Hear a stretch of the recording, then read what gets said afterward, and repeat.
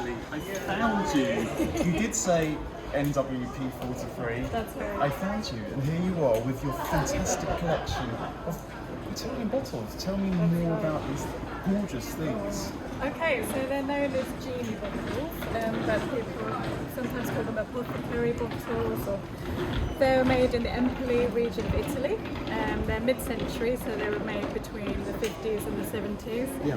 And they come in all these different colours and styles, and I think they're beautiful, and they're so happy. You know, people see them and they just can't help smiling. They're really joyful. And tell me, are there some colours that are rarer than others? Yes, the cobalts in particular, they're quite rare, and anything that's sort of towards the purple end of the spectrum as well, and they're the rarer ones. Do you think they were just harder to create those colours? Is that what it was? Or? I'm not sure. Maybe they're just more desirable. I think the greens and ambers are definitely the most common, so perhaps they were more affordable at the time. I'm not really sure. When they were produced, maybe that's how they were priced, but there seemed to be more of the greens and ambers in circulation, and the cobalts and purples are harder to come by. I think what you've demonstrated beautifully here is that as a collection, if you've got more than 2, 3, 4, the more you have together, the more fun they look. Definitely. They really kind of pop.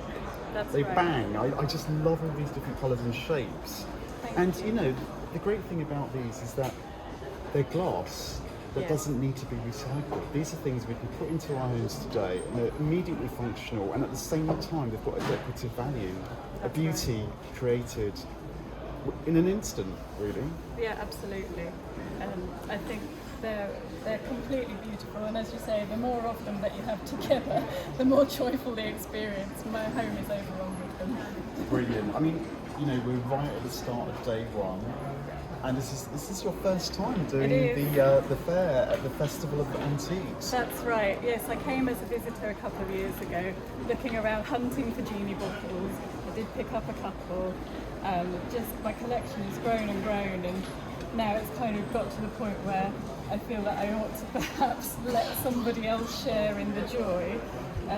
I remembered my experience coming here, and I thought this is the place to go. I think the great thing that you'll be able to achieve with this kind of merchandise is to really get the interest of the younger buyer, you know, into collecting, into understanding why antiques and why vintage is so important, and you know, how to appreciate it in today's world. Yeah, I agree. I just think because they're so vibrant, they're eye-catching, they're different, they're quirky, you can't just buy them on the high street, that sort of thing. And they really do have an appeal, as you say, to younger people. That's certainly how I got into it. I mean, not that I'm that young anymore, but You are. I think, you know, if you look at sort of China and things like that, you know, I think they just catch your eye a bit more because they're different. They are different. You don't tend to see them. Yes.